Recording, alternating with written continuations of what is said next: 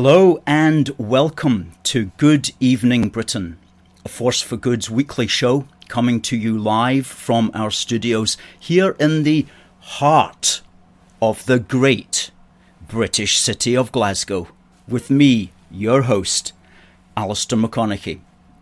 Broadcasting across all our digital platforms throughout the United Kingdom and around the world, we're bringing you quality pro-UK comment and analysis every Wednesday from 7 until 8 p.m.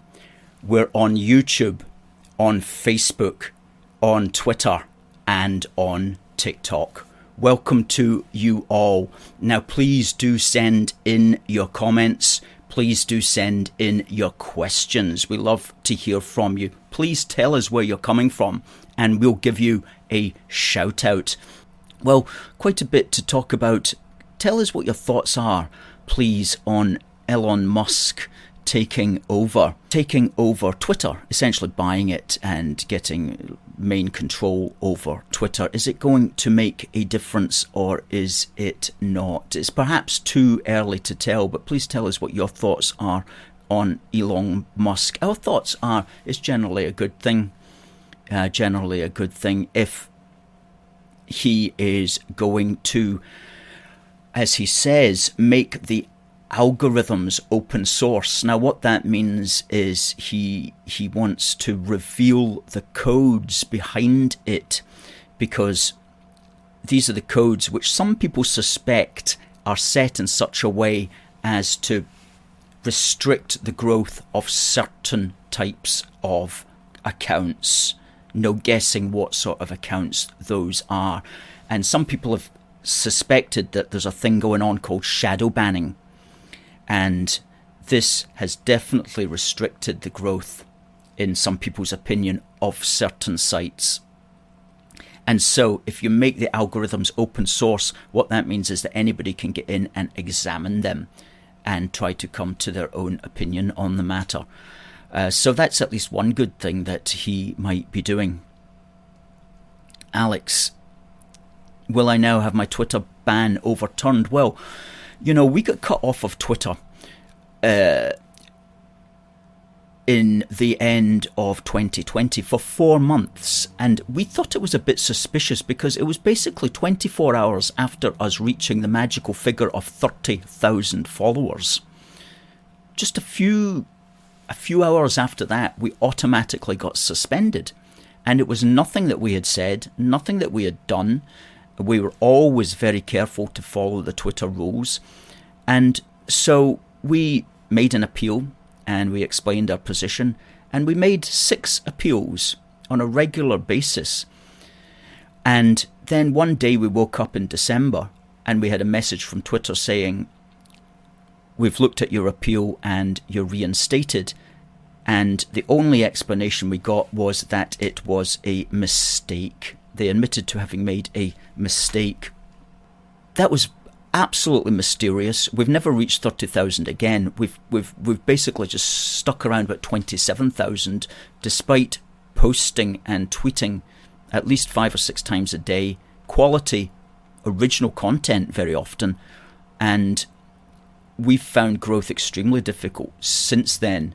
But nevertheless, we've got 27,000 followers and we tried to make the best use of it. But we'll see if growth is going to be easier over the months to come. And if it is, then we'll certainly tell you. We'll certainly tell you exactly our thoughts. But if you've been just suspended, then make an appeal and you might get it overturned. If you've been absolutely banned, though, then it'll be harder. You'll need to come in with a new email address and try to start again. But if your account's simply suspended, you might have a good chance of getting back on again. Peter hopes that Elon Musk will stop the fascism and allow two-sided dialogue. And Adam wonders if it will be the death sentence for cancel culture. Ross Andrews says, "I think it's early days, but I think it will be a good open source platform instead of being a fairly sanitized platform." Alex says that none of his appeals were ever answered. None of our appeals were ever answered either. We never ever got one. It was just one day we woke up and we got a message. I don't even know if it mentioned our appeals. It just said you're back on. We've reinstated your account, and that's basically all it said. We did a programme about this actually back at the end of 2020. But don't expect your appeals to get answered. Don't expect that. Just hope that one day you wake up and you get back on it again. But as I say, you'll only get back on it again if you've just been suspended. If you've been banned, you won't get back on it unless you change your details and come in as essentially a new figure. Good to see Malcolm from Pitlochry. Now, somebody mentioned there about the flag in the background. We're flying this flag during the course of these Falkland War commemorations. The Falkland War, of course, was 40 years ago, and over the course of April, May and June. So we'll be flying this flag up until Liberation Day in the middle of June. That's why we're flying the Falklands flag, which says desire the right, desire righteousness, named after the ship Desire, captained by John Davis, who was the first to spot the islands in 1592. I don't know where you can get that flag, though. Somebody just sent it very kindly to the office. If the person who sent it to us is watching, perhaps they can put up the link to where you can actually get that flag. Thanks very much. Ibrox Park says, hello from the great county of Down. Been a while since I've seen the show live with commitments, but always watch the shows at a later time. Well, thank you very much. Thank you very much to Ibrox Park in the great county of Down. Yeah, indeed. Well, something I want just to start on today is quite good news in a way, but I don't want to get anybody's hopes up.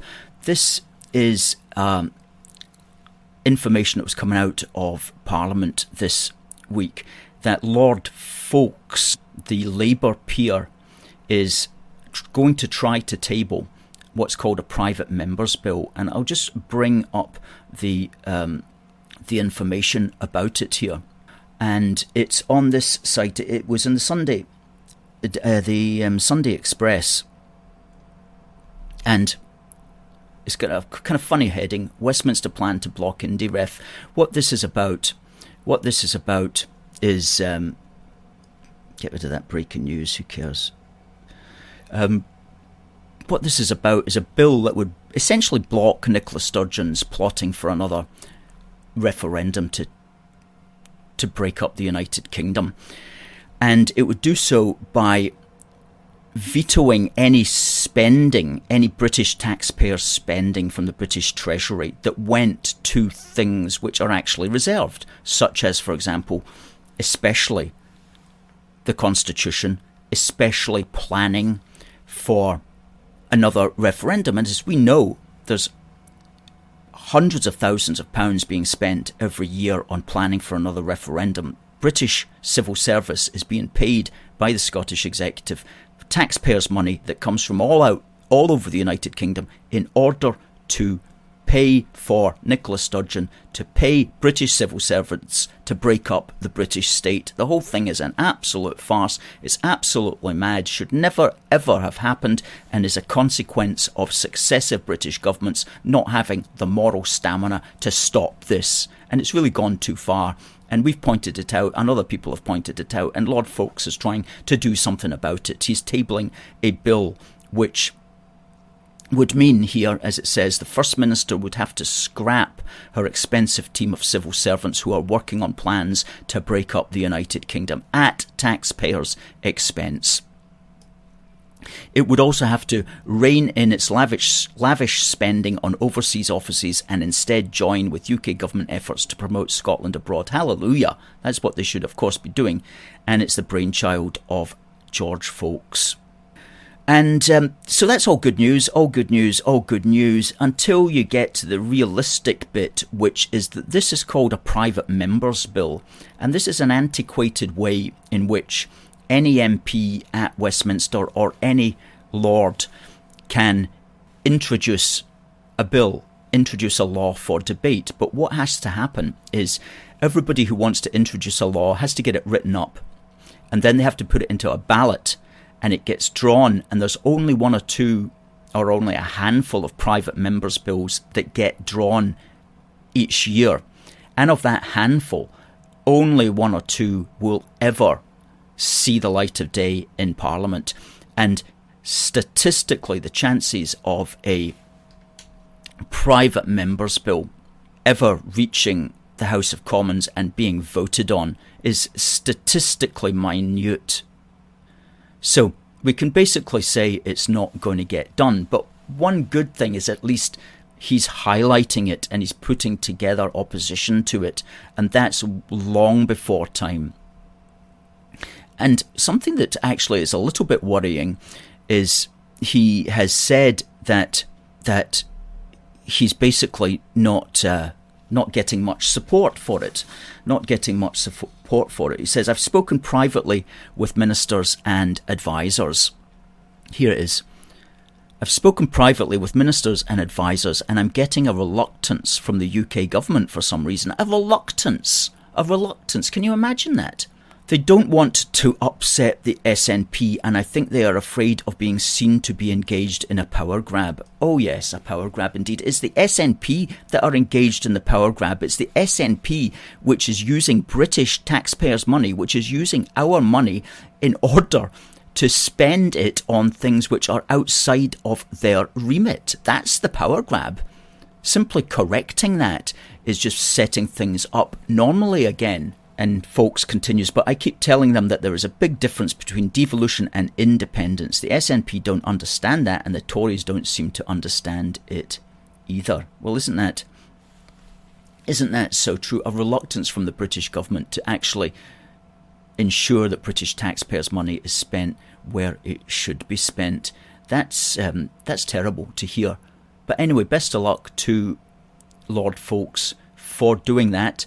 Let's hope that he's lucky enough to get it drawn in the ballot, and let's hope he's lucky enough to just get it heard in Parliament. And if it ever gets voted on, that will be a miracle, but at least he's doing what he can, which is 1,000 times more than what the British government is doing at the moment. So just wanted to give a shout out there to Lord Folks for that tremendous work.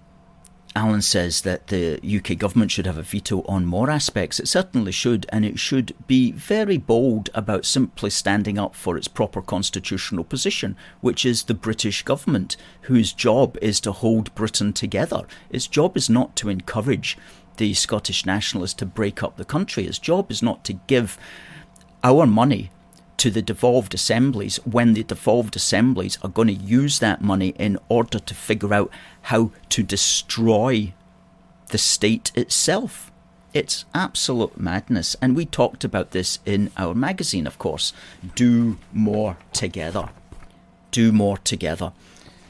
And specifically, we said we need a law to stop the civil service pushing the Indy agenda.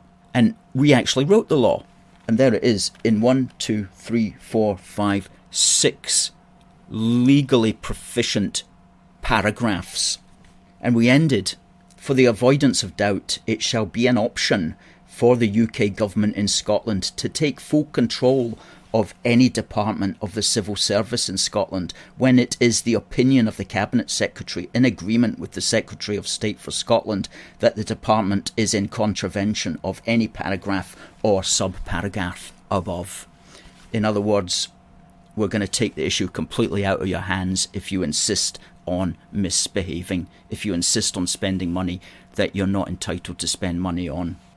That's what we need, a law to prohibit any part of Her Majesty's Home Civil Service from having any role in any activity which acts against the integrity of the United Kingdom. And if you want to read it more in full, then please do get a copy of Do More Together, and you'll find the link there in the thread.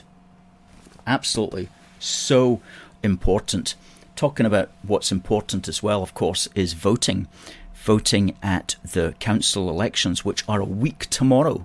Okay, a week tomorrow. Don't forget, folks, the council elections are a week tomorrow. And if everybody who doesn't like Scottish separation, if everybody who doesn't like the SNP and Nicola Sturgeon gets out in voting, then there'll be a landslide for Unionists. The problem is, of course, that most Unionists don't vote at council elections, and that's an absolute crying shame. But if you get out and you vote for anybody but the SNP or the Greens or Alba, then you're going to stand a good chance of changing the councils. And remember, it's proportional representation, so your vote will count. Your vote will count, and the person that you vote for will have a good chance because it's proportional representation, and you're voting in order 1, 2, 3, 4, 5, etc. And you don't have to vote for everybody. Now, talking of that, we got sent, I mentioned last week there was a party standing called British Unionists, and we got sent this leaflet about their candidate, who is standing for a party called British Unionists. This chap is the only candidate in Scotland, and he's in the Fortisset ward.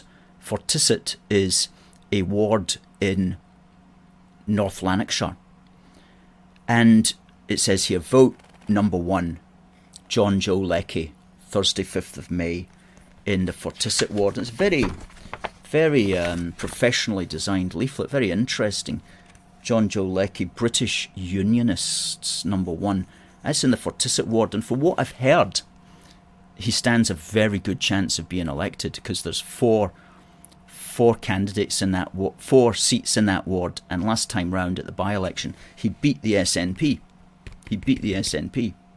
So that will be interesting. Keep an eye out for that one, the British Unionist in the Fortisset ward, and that's a party. It's a specific party. It's not an independent candidate. It's a specific party. BritishUnionists.org is their website, apparently.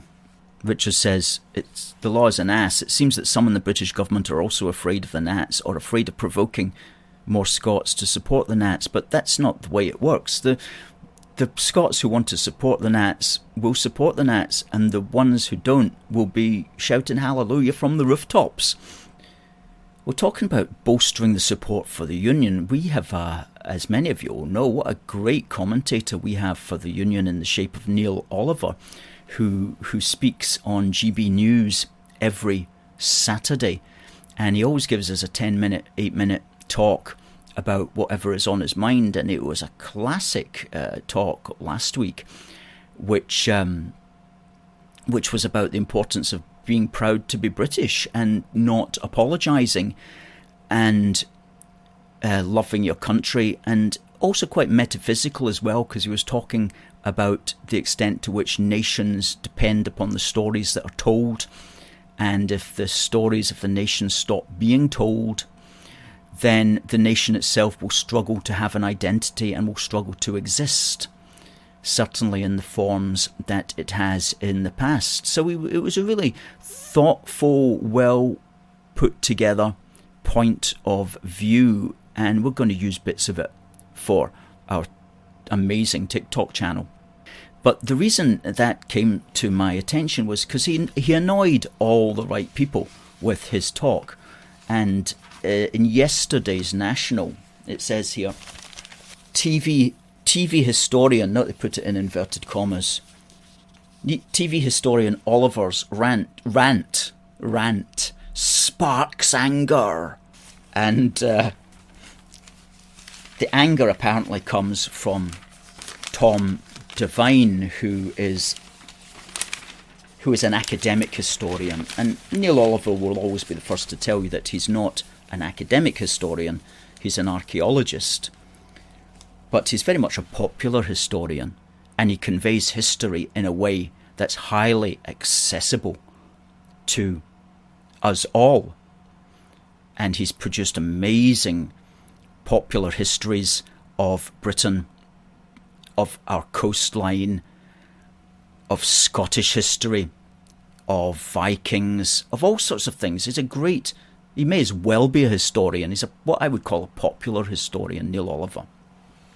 However, Tom Devine has got a bit of an issue with that, and because basically, well, I don't know why he's got an issue with it, but he's really nasty in this article here. He's really nasty to Neil Oliver. You know, Tom Devine, who I thought was fairly level-headed, in this article he's really nasty. Top historian questions media culture for facilitating Oliver rants.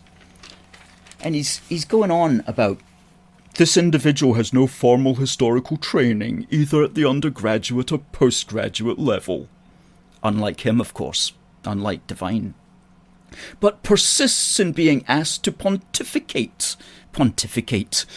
on issues of Scottish history when there are so many excellent experts on the nation's past working in our universities.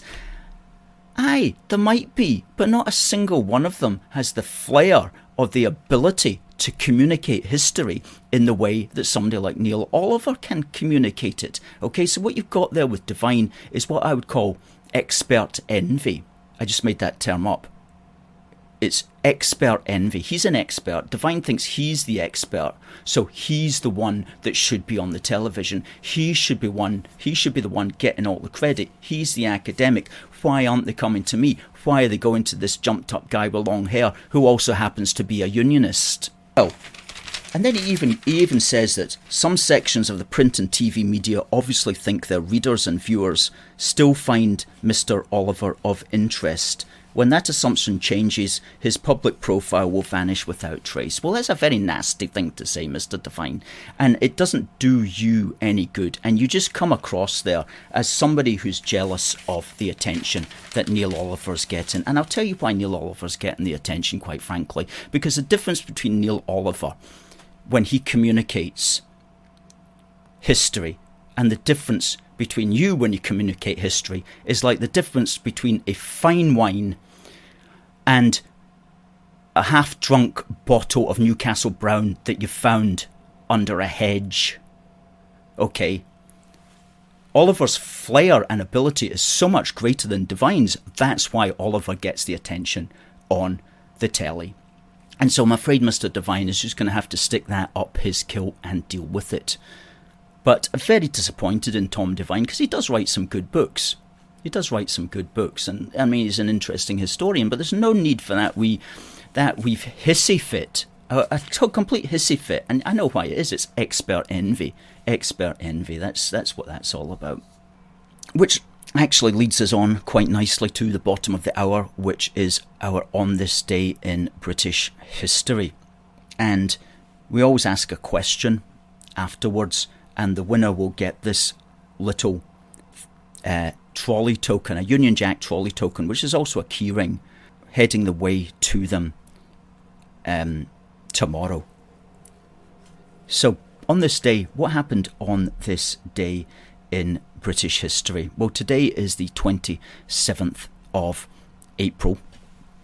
And here's an interesting thing, right? This is a quirky one. In 1652, Oliver Cromwell published a declaration prohibiting the export of Irish wolfhounds out of the island of Ireland. He wanted their numbers to be maintained in order that they could properly hunt the wolves. Because apparently in 1652 there was an epidemic of wolves, especially around the Dublin and Wicklow mountains. And in fact, they were so overrun with wolves that people would come from throughout the British Isles to kill them for a bounty. And one of the best ways of, apparently, dealing with them was to hunt them with these big wolfhounds, which must have been harder than wolfhounds today, because whenever I've seen a wolfhound, they seem like soft as anything. But apparently, they must be able to take on a wolf. Anyway, this is Oliver Cromwell. He stated, "For as much as we are credibly informed that wolves do much increase and destroy many cattle in several parts of this dominion, and that some of the enemy's party, who have laid down their arms and have liberty to go beyond the seas, and others, do attempt to carry away several such great dogs, whereby the breed of them which are useful for destroying wolves would, if not prevented, speedily suffer decay. These are therefore to prohibit all persons whatsoever from exporting any of the said dogs out of this dominion.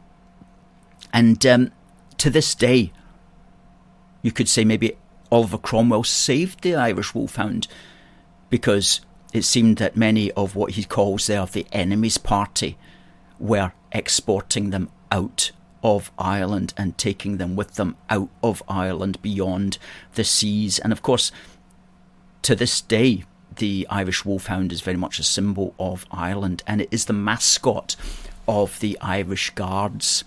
And we have a photograph there of a wolfhound. There's Lady Carrickfergus, as she is known in her Ireland capacity, presenting a shamrock to the mascot of the Irish Guards at their barracks in London, which she does every year on St. Patrick's Day. And she's involved there because Baron Carrickfergus, which is to say the chap there on the far left, he is the honorary colonel of the Irish Guards. Lovely picture there. I think the outfit for the officers of the Irish Guards is like so kick-ass. I mean, I just love that. It looks great, that one, actually. So, talking about wolves, there's people in Scotland, or there's people in like English universities who think it would be a good idea to introduce wolves to the abandoned Scottish Highlands, which is hopefully going to be just like another pipe dream, quite frankly. But then again, things are so absolutely crazy in Scotland these days that it could well be the case that they stick these wolves up there. Absolute madness. It's like beavers as well. They want to introduce beavers, and so the beavers, because it's good for the environment or something. It's good for beavers. It's not good necessarily for the environment. I mean, beavers make dams, and it's like you can't go up to a beaver family and say, "Oh, excuse me, Mr. Beaver and your wife and kids, I was wondering, could you make your dam over on that part of the river, please? Because we've been looking at the topography of this area, and we think it would be more efficient for you to build a dam over there and not here, because if you build it here, it's going to flood all of these fields." You can't do that. And similarly with wolves, people say, "Oh, they don't touch you, they're fine, they're harmless, just leave them to their own devices, just don't hassle them, just don't go near their territory." And you say, "Well, what's their territory?" And they say, "Oh, 20 square miles. If you go within 20 square miles, you might start to hassle them." That sort of thing. It's absolute madness. And again, it's going to be like Oliver Cromwell's day. They'll just roam all about the place and just eat whatever they want. And this is another thing, like some of the animal welfareist people, they say, well, it will keep the deer population down. So you've got these animal welfareists who want wolves, and they're happy to think of a deer being chewed to death from the hindquarters upwards, as if that's like going to add to the edification of our countryside.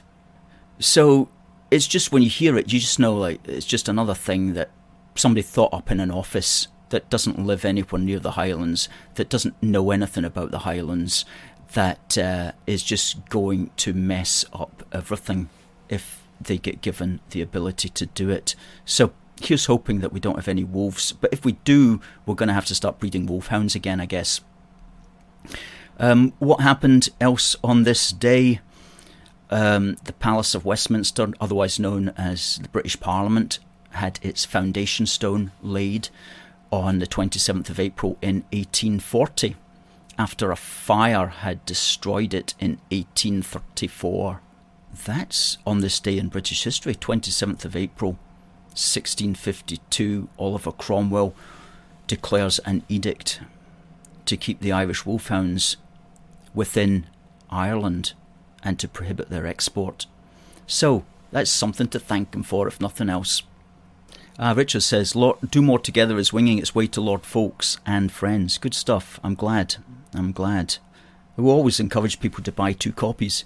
One for yourself and one for a legislator or an opinion former or anybody that you think ought to see it.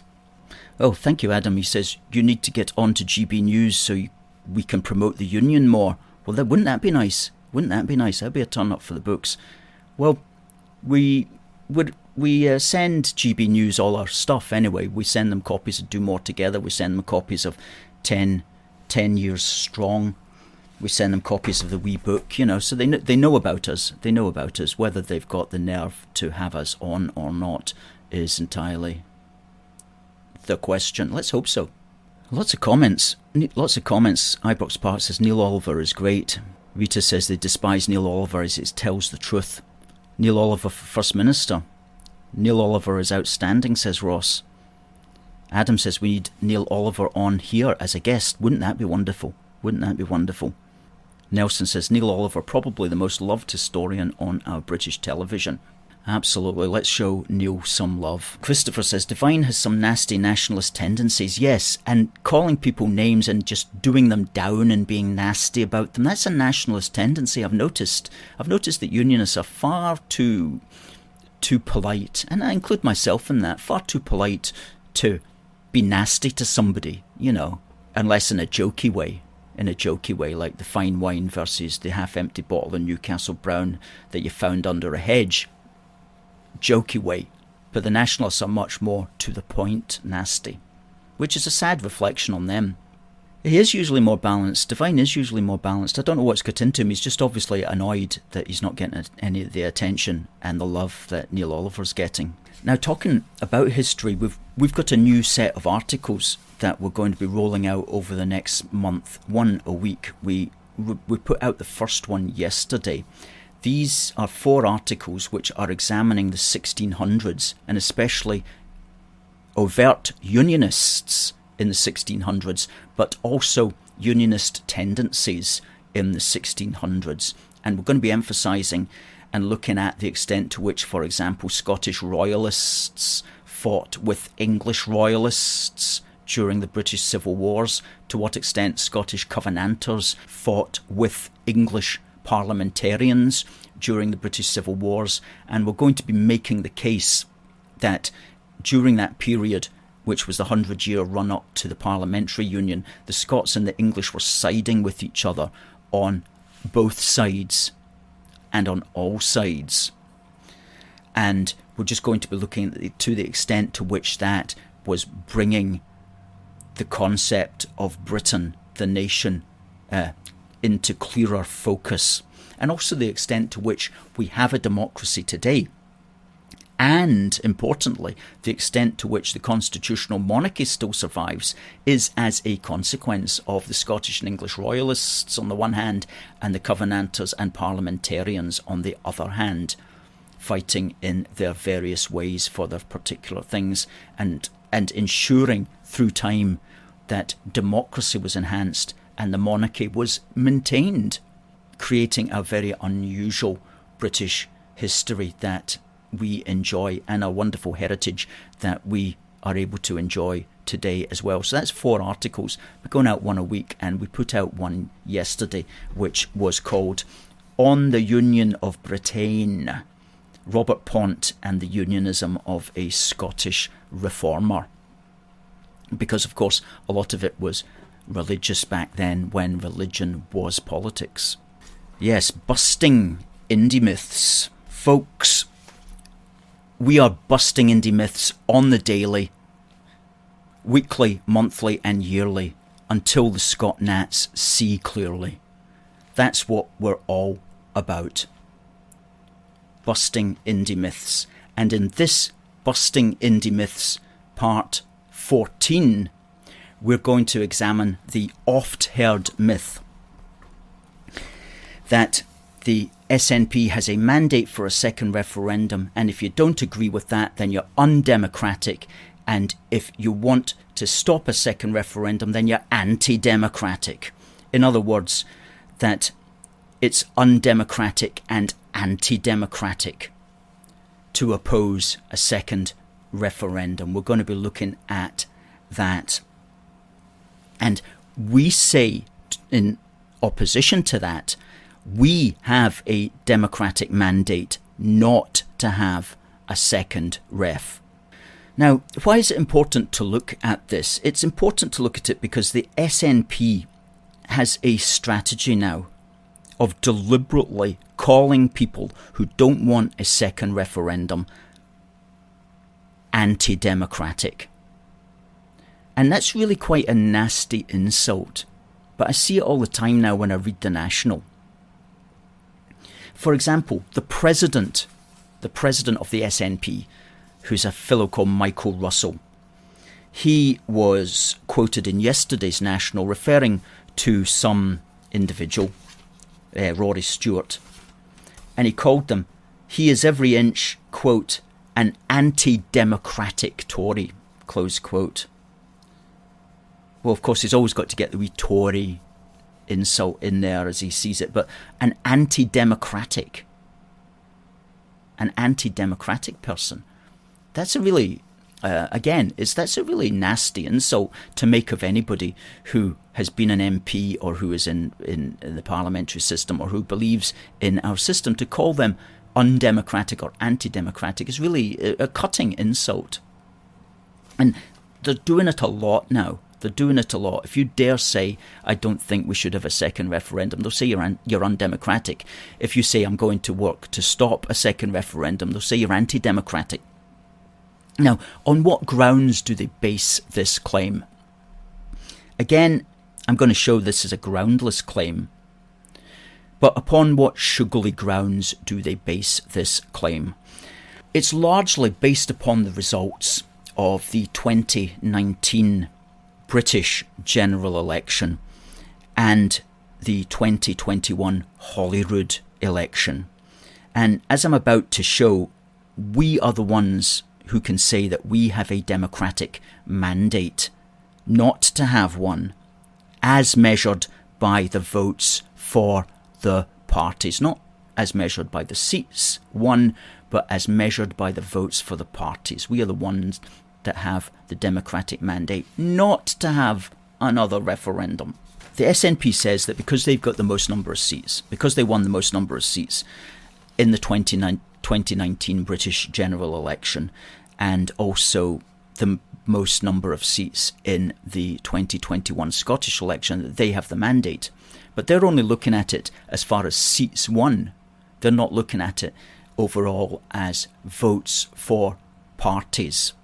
And so let's look at it that way then. So we've got a graphic here that we'll put up for the 2019 British general election. We'll just take away that red beam at the bottom. This is the 2019 general election in Scotland. Now, there was 59 seats that were won in Scotland, and as you can see, the SNP won the majority of them, 46.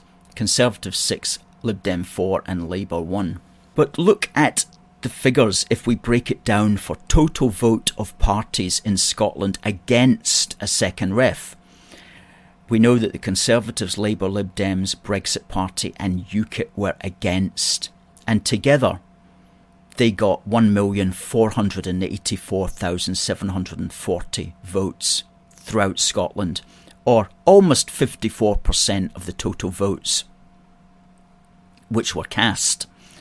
And you look at the parties that were for a second referendum, which in 2019 was only the SNP and the Greens, and together they got 1,270,502, or 46% of total votes. So in 2019, even though the SNP won the overwhelming number of seats, they only did that as a consequence of the first past the post system.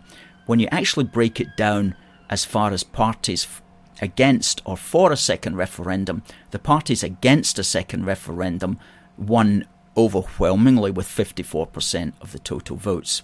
And these figures there are taken from the source at the bottom, which is the Wikipedia page. And there was others who stood in constituencies in Scotland first past the post, a few independent candidates and a few others, but we don't know their stance on the matter, and together they only took up 3,819 votes anyway. But so you can see that's very clear that as far as the general election, as far as the government and Parliament, which governs us at the moment, is concerned, the overwhelming number of people in Scotland who voted in 2019 voted for parties against a second referendum. Okay, and let's just very briefly go back 2 years previously to 2017 and the British general election, and it's even more pronounced then that of the people voting against a second referendum, almost 63% of total votes cast were for parties which were against a second referendum, and 37% of votes in Scotland were cast for parties which were for a second referendum. Even though, of course, the SNP, through the first past the post system, won overwhelmingly the number of seats. Okay, now let's go to the 2021 Holyrood election, and this is you've got to remember, of course, this is the constituency vote, because you get two votes. You get your constituency vote and you get your regional vote. We're only looking here at the constituency seats to make our particular point. But of the 73 constituency seats, the SNP won 62 of them, Conservatives 5, Labour 2 and Lib Dems 4. But look at the votes. Total constituency vote for parties in Scotland against a second referendum is 50.5% of the total vote. And that was for Conservative, Labour, Lib Dems, UKIP, and a tiny number there for a party called Reclaim. And the total constituency votes for parties in Scotland which were for a second referendum is 49% of the total vote. And those were SNP, Green, and a couple of smaller parties. And the parties listed at the bottom there stood in the constituencies, but we don't know what their position was on a second referendum. But again, it's only a very small percentage of the vote. So again, if we look at the constituency vote only at Holyrood in 2021, again, more people voting for parties against a second referendum.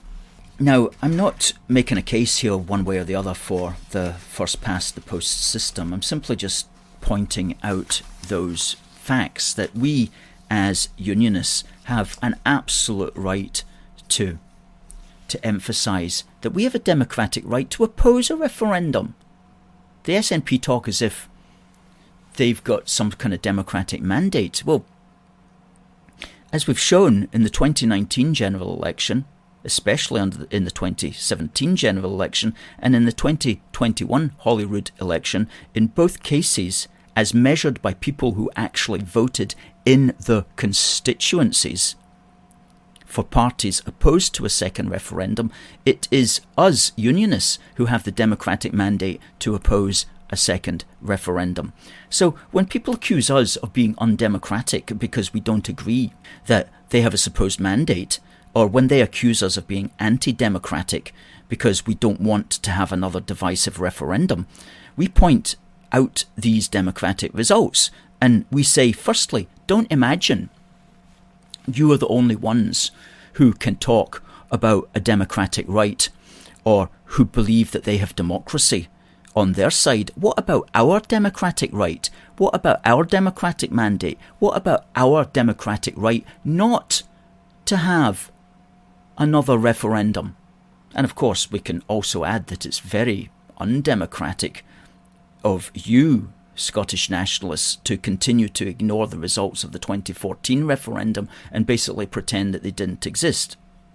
Especially when Alex Salmond and Nicola Sturgeon told us several times that it was a once-in-a-generation event. So basically, to conclude, we, as Unionists, we have a democratic right not to have another referendum. We have a democratic right not to have another referendum. We have a democratic mandate not to have another referendum. Okay, that's the end of Busting Indy Myths Part 14. We'll be back with another Busting Indy Myths Part 15 next week. But I just had to get that off my chest, because I read that. I've been reading this a lot now about how we're somehow anti-democratic, as if they've got the right, as if they've got the democratic right. No, look at the votes. We've got a democratic right too, and our democratic right says we don't want one.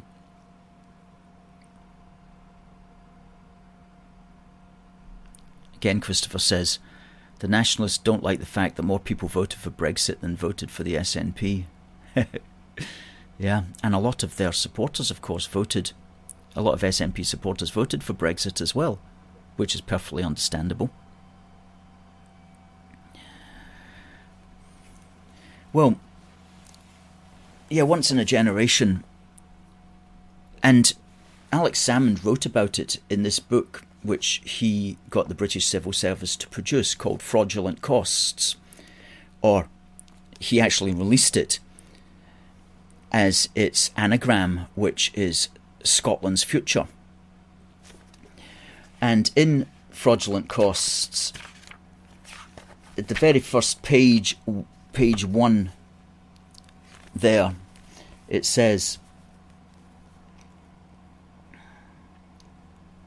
if we vote no, blah, blah, blah, blah, blah, blah, a once-in-a-generation opportunity to follow a different path, blah, blah, blah, blah, blah, blah.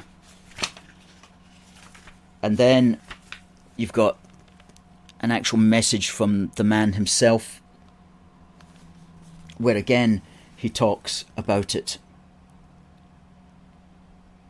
Here we go. Blah, blah, blah, blah, blah, blah. A rare and precious moment in the history of Scotland. A once-in-a-generation opportunity to blah, blah, blah, blah, blah, blah.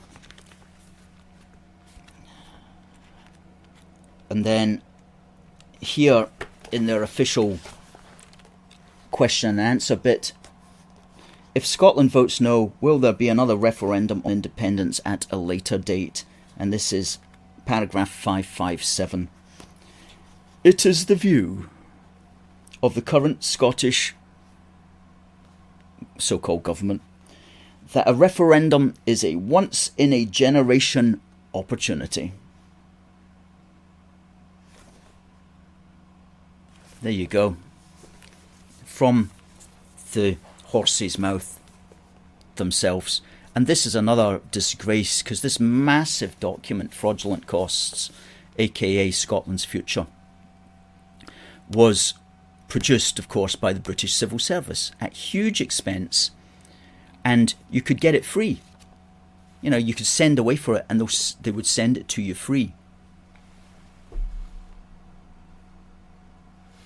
Think about how much money we British taxpayers, we who were on the no side, think about how much money we paid in our taxes that went to Alex Salmond so he could pay the British civil servants to produce this, to break up the United Kingdom. Absolute madness. Utter madness that we live in a country that allowed that, and that continues to allow it, that pays for its own destruction. I mean, I'm all for British tolerance and all these fabled virtues, or much vaunted virtues, I should say, or maybe fabled, I don't know. But paying your political opponents to destroy your own country is madness. And that's a step. That's tolerance too far, quite frankly. As Ian says, 8 years is a generation in Sturgeon's constituency. A generation in Scotland is about 30 years, says Richard. When the average woman has her first baby, a lifetime is about 82 years. The average time someone dies after being born. Ian says, fraudulent costs, that anagram has to be divine providence. Doesn't it just? Well, Nelson says, well done, Jeff. And Debbie says, congratulations, Jeff. As does Catherine. Well, folks, it wouldn't be a Good Evening Britain if I did not mention, please do get your wee book. Please do get your wee book, and you can get it in the shop. That's where to get the wee book, folks. Please do. It's only a £5.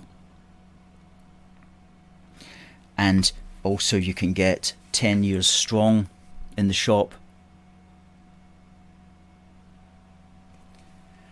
And you can also get Do More Together in the shop. And we do punt this stuff because that's what keeps us going, and we've got a busy summer of activism ahead. We're really looking forward to it, and we're gonna need your help to get us through that. So thank you to everybody who's been watching tonight. Thank you to everybody who has commented, and we'll be back next week, Wednesday the 4th of May, which will be the day before the council elections on the 5th of May. And so until then, folks, thank you for watching. It just remains for me to say, God bless the United Kingdom and God save the Queen. See you next week.